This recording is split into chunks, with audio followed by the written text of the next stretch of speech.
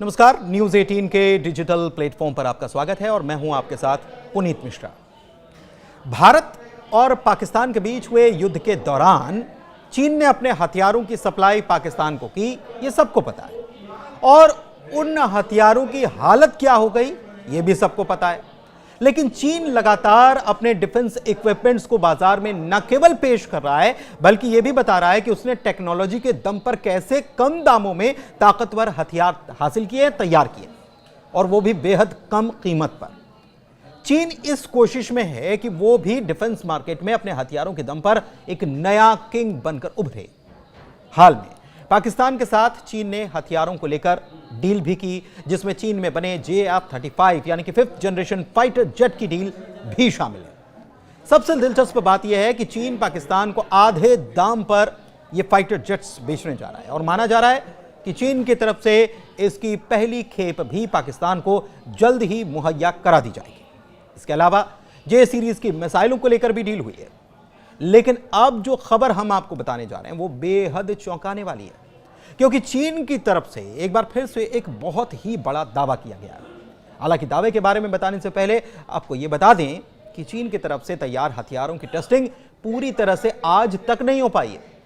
चीन दावे भले ही करता रहे, लेकिन उसके हथियारों में कितना दम है यह किसी भी युद्ध में अभी सामने नहीं आया है। जबकि रूस, फ्रांस, अमेरिका और ईरान में बने हथियारों के नतीजे कैसे हैं यह दुनिया देख रही है। भारत ने भी इसमें बड़ी छलांग लगाई है और ब्रह्मोस आकाश तीर के अलावा पिनाका मल्टी रॉकेट प्रणाली ने पूरी दुनिया को बताया कि कितने सटीक टारगेट्स को हासिल करने में यह हथियार सक्षम हैं।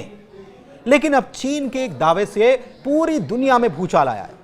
चीन के आवाज से 5 गुना तेज रफ्तार, हर सेकंड में विनाश की तैयारी और सिर्फ 10 मिनट की टेस्टिंग से पूरी दुनिया की सैन्य रणनीतियों को एक बड़ा झटका लगा है।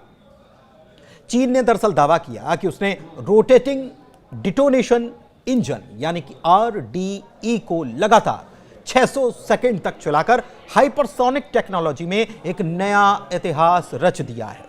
ये वो टेक्नोलॉजी है जो अगली पीढ़ी के युद्ध की दिशा को तय कर सकती है, जहां पर मिसाइलें पल भर में अपने टारगेट तक पहुंचेंगी, दुश्मन के पास बचने का मौका भी नहीं होगा। इस कामयाबी के बाद चीन ने खुद को अमेरिका और रूस के मुकाबले एक कदम आगे बताया है। अगर यह दावा सही साबित हुआ तो ड्रैगन अब सिर्फ व्यापार नहीं, जंग के मैदान में भी एक नया गेम चेंजर साबित हो सकता है।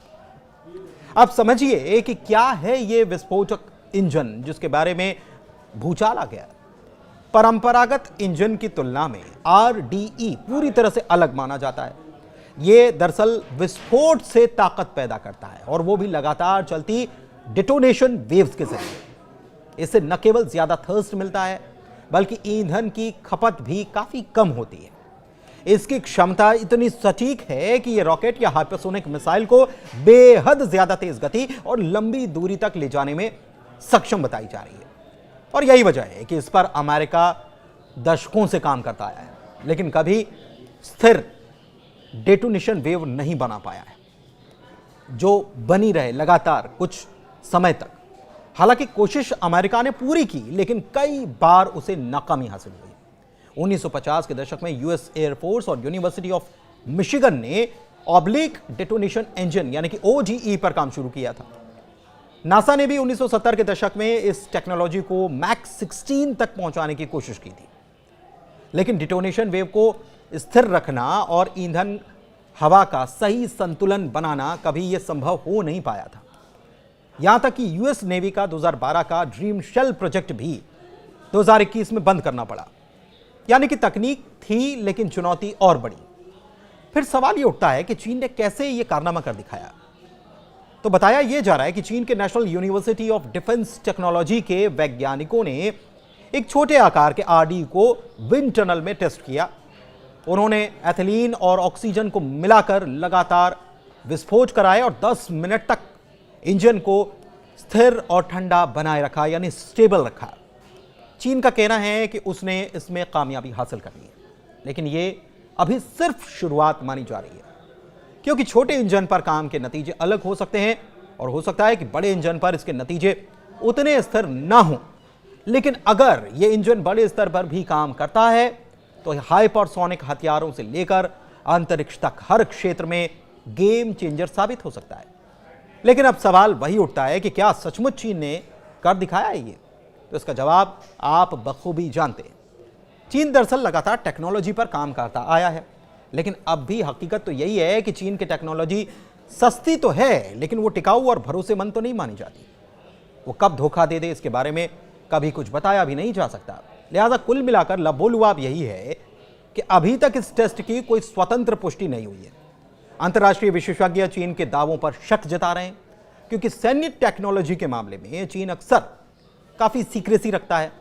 लेकिन अगर यह दावा सही निकलता है तो यह सिर्फ एक प्रयोगशाला की खोज नहीं, बल्कि अगली पीढ़ी के युद्ध की दिशा को बदलने के साथ साथ अंतरिक्ष अनुसंधान की दिशा में भी एक बड़े बदलाव वाली उपलब्धि साबित हो सकती है। लेकिन एक दिलचस्प बात क्या है? दिलचस्प बात यह है कि पड़ोसी मुल्क भारत का पाकिस्तान जो है वो चीन पर भरोसा नहीं कर रहा है। जी हां, खबर की खबर यही है। एयर डिफेंस सिस्टम जो चीन से लिया गया था वो ऐसा फेल साबित हुआ कि अब यह कोशिश की जा रही है पाकिस्तान की तरफ से कि चीन को नाराज भी ना किया जाए और एयर डिफेंस सिस्टम तुर्की में जो तैयार हुआ है उससे डील कर ली जाए। लेकिन मुश्किल यह है कि चीन को समझाया कैसे जाए। तो इससे आप समझ सकते हैं कि जब एयर डिफेंस सिस्टम जो फेल हुआ उससे चीन की पोल भी खुल गई और ये पोल खुद पाकिस्तान खोल रहा है। लेकिन फिर भी चीन एक नए इंजन को बनाने का दावा कर रहा है और कह रहा है कि वो युद्ध के क्षेत्र में या फिर अंतरिक्ष के क्षेत्र में एक बड़ी क्रांति लेकर आने वाला है। धन्यवाद।